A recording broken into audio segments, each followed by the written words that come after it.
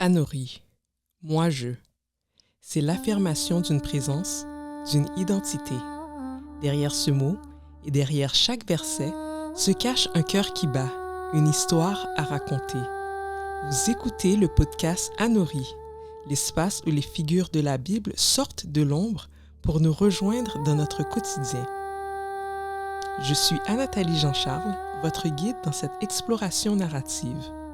Installez-vous confortablement, laissez de côté le bruit ambiant et accueillez le Saint-Esprit afin qu'il ouvre votre cœur au récit de la Zava, celle qui s'est cramponnée aux ailes de la guérison.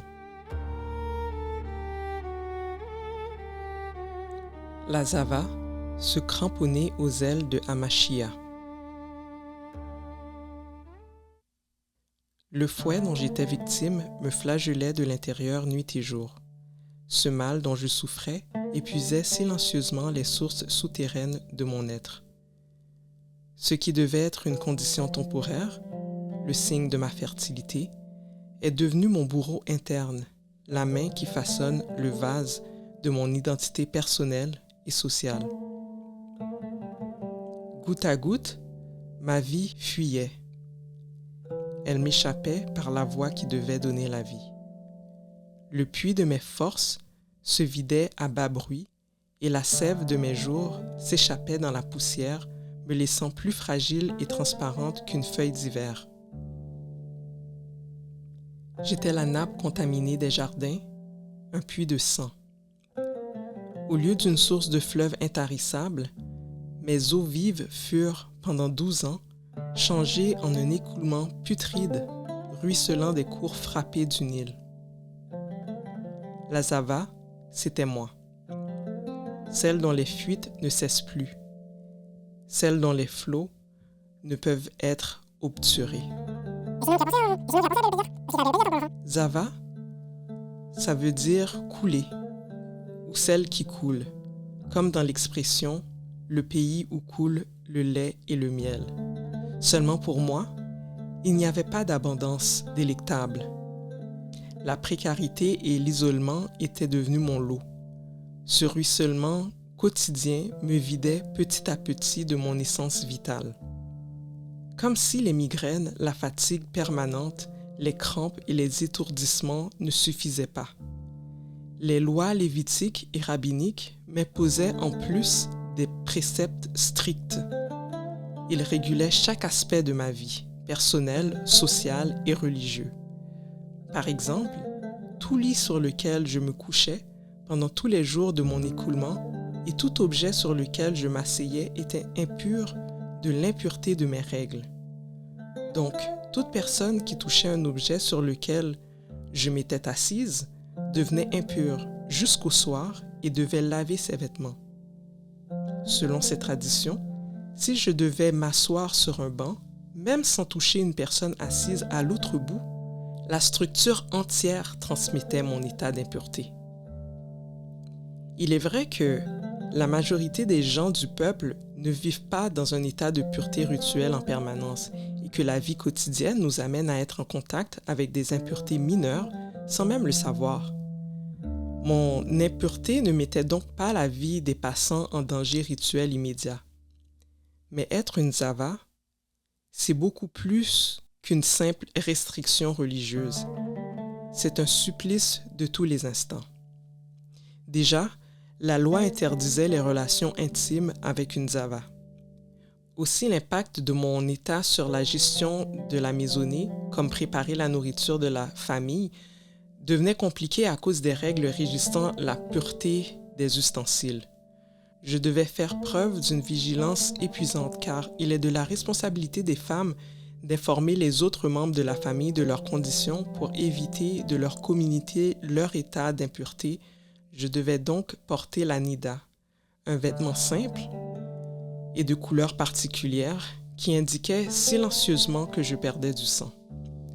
Seulement, la nida est vite devenue le seul habit de maison dont je pouvais me vêtir. Mon incapacité prolongée à satisfaire mes devoirs conjugaux et à participer à la vie normale du foyer rendait la vie commune invivable et justifiait pleinement un divorce aux yeux des rabbins.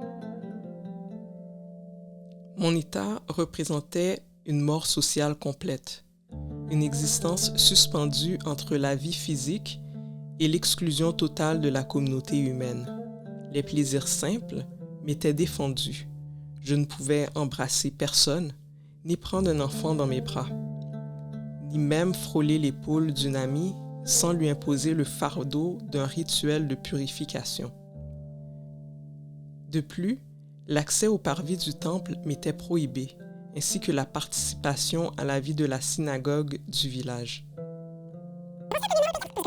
Écoutez, j'ai jeté toutes mes forces dans la bataille, mais tous mes avoirs furent dilapidés dans la quête d'un traitement qui me soulagerait définitivement de mon mal.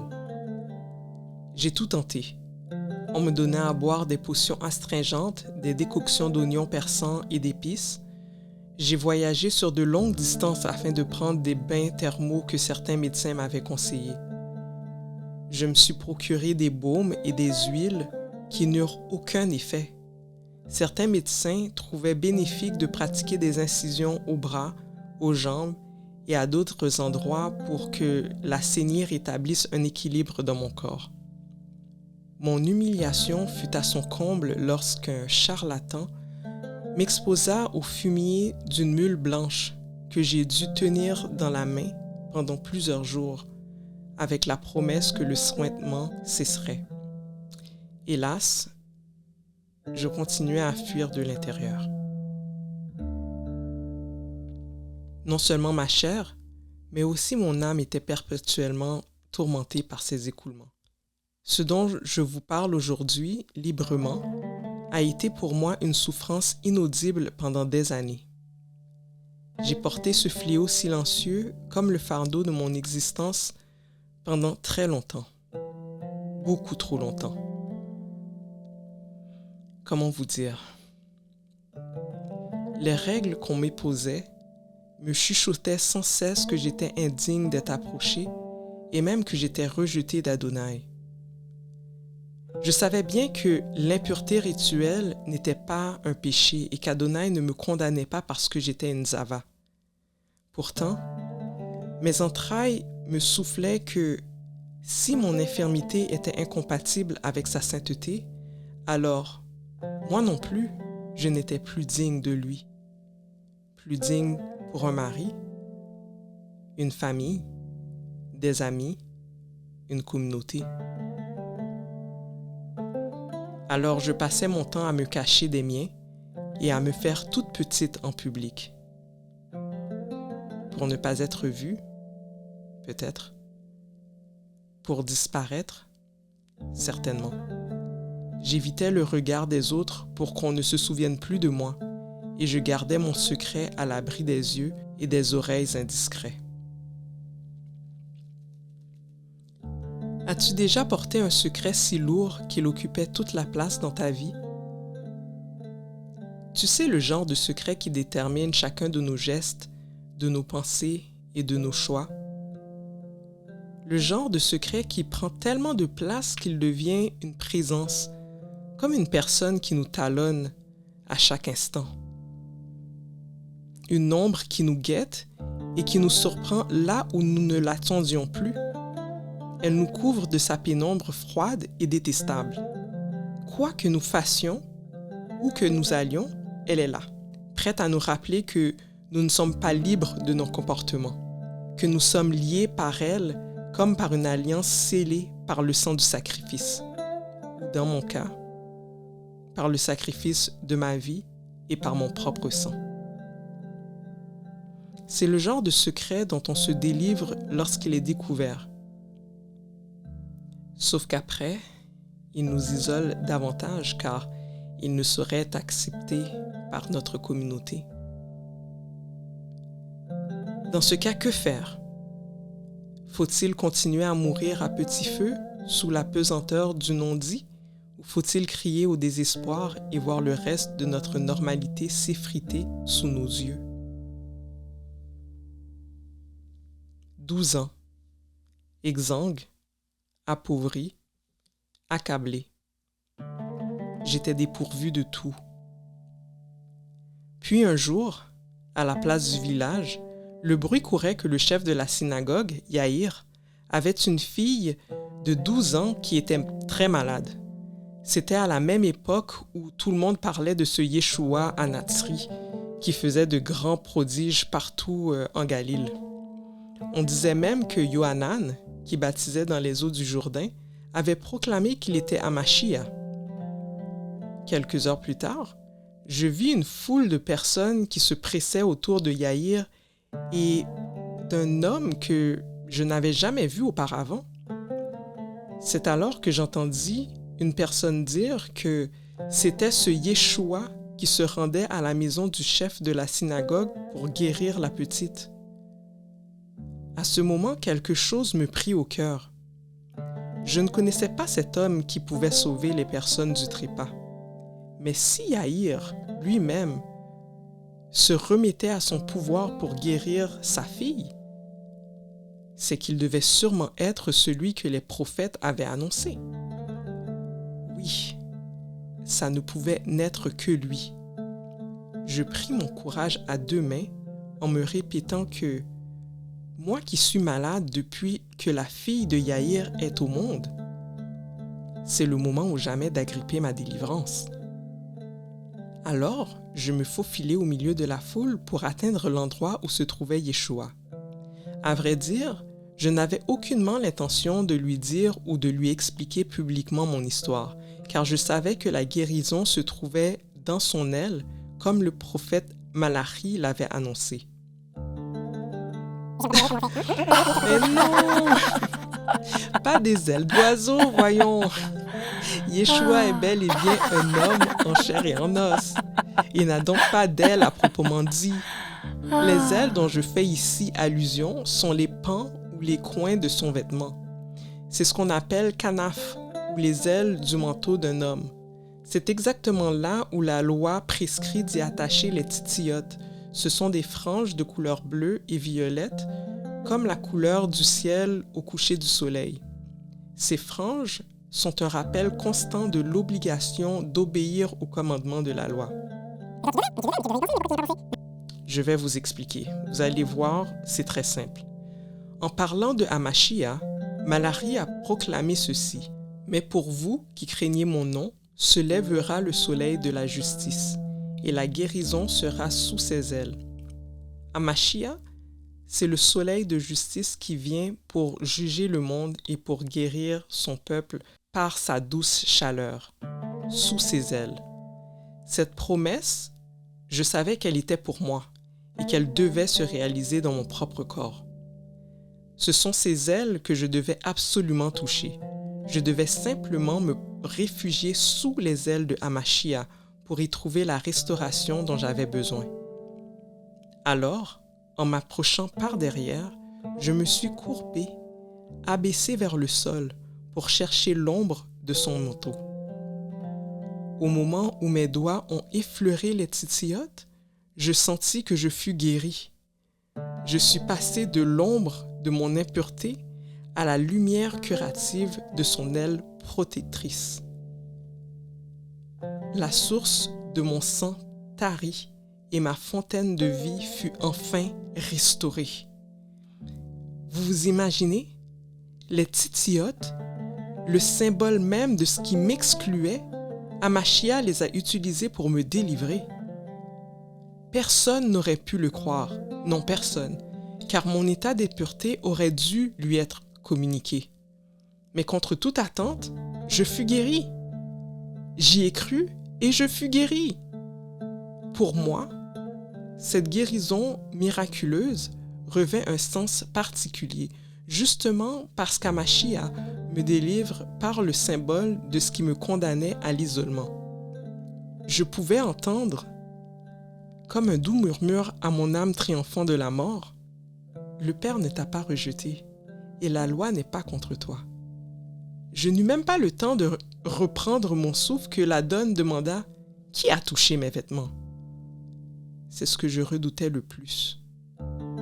De voir mon secret exhumé devant tous et d'être démasquée comme celle qui a souillé un saint homme. le secret que je portais depuis si longtemps était sur le point d'être divulgué et je n'avais aucune idée de ce qui pouvait m'arriver. Intimidée de me voir découverte et craignant de m'être attiré quelques blâmes pour mon action hardie, j'étais surtout gênée à la pensée de confesser devant tous un mal de cette nature, qui était une souillure légale. Effrayée et tremblante, je pris une nouvelle fois mon courage à deux mains pour raconter toute mon histoire, tout en sachant qu'il la connaissait déjà. C'est ainsi qu'il me tira de l'obscurité dans laquelle je me cachais depuis tant d'années. Plus de honte, plus besoin de me dissimuler. J'ai pu témoigner de ma souffrance et de ma restauration soudaine au contact de ses vêtements. C'est Asaph qui dit dans un de ses chants « Fais appel à moi quand tu es dans la détresse, je te délivrerai et tu m'honoreras. » Puis un autre psalmiste déclara « Que les rachetés de l'Éternel le disent. » Moi aussi j'ai pu rendre gloire à Adonai. J'ai raconté comment, à l'instar de Ruth, Adoni a étendu son aile sur sa servante pour me racheter de mon indignité.